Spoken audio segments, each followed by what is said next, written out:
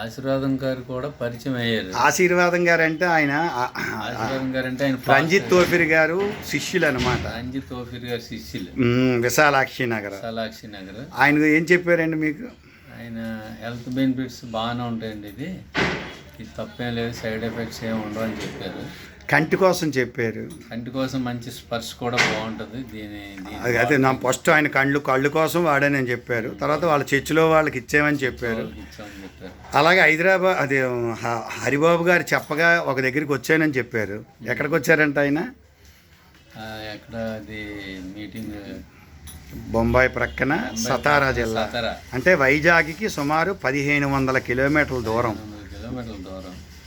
ఆయన వచ్చారు. అక్కడికి వచ్చిన తర్వాత ఆయన తెలుసుకున్నారు ఆశీర్వాదం గారు. అక్కడ కంపెనీ సైంటిస్టు కంపెనీ వాళ్ళు 3 ఉన్నారు కదా, అందులో ఒక ఆయన ఎన్ని గంటలు మాట్లాడారని చెప్పారండి, గుర్తుందా? గుర్తులేదు. అది 3 గంటలు మాట్లాడారని చెప్పారు. ఎందుకంటే మీరు ఇవాళ మీరు ఏదైతే ధనవంతరి ఆఫీసులో 3 గంటలు టైం పెట్టారో అలా 3 గంటలు మాట్లాడారండి ఆయన. రమేష్ పాటిల్ గారు ఇండియాలో టాప్ 10లో ఆయన ఒక ప్రత్యేకమైన సైంటిస్ట్. అలాంటి వ్యక్తి 3 గంటలు మాట్లాడారని చెప్పి ఆశీర్వాదం గారితో చెప్పారు. పైగా నేను అదే ఈ ఒక వారం అంతా 10 రోజుల సమయం పెట్టడమే చాలండి అని చెప్పాను కదా ఆయనకి, ఆశీర్వాదం గారికి. డబ్బులు హరిబాబు గారనే పెట్టుకున్నారని చెప్పారు, ఆయన జేబీలో పెట్టుకున్నారని చెప్పారా?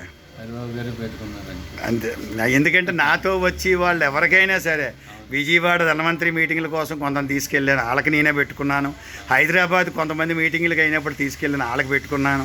సతారా వెళ్ళినప్పుడు కానీ, వైజాగ్లో ఇంక వారానికి ఒకసారి మీటింగ్లు అయినప్పుడు కూడా భోజనాలు ఏంటి, అడావిళ్ళు ఏంటి, హరిబాబు అనే వ్యక్తి.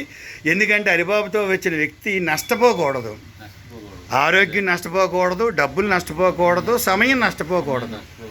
అదొక్కటే నేను ఆలోచిస్తానండి. ఆలోచించబట్టే ఈ విషయాల్లో ప్రతి ఒక్కరూ నా వెనకెట్టి చెప్పుకున్న వాళ్ళు ఎలాగా చెప్తారు. ఇందాక మనం చెప్పుకున్నాం కదా, మనం దారిలో ఉదయం చెప్పుకున్నట్టు దావీద్ అనే వ్యక్తికి అమ్నోన్ అనే వ్యక్తి కొడుకే, కానీ మంచోడు కాదు. మంచోడు కానివాడికి స్నేహం ఎవరితో చేశాడు?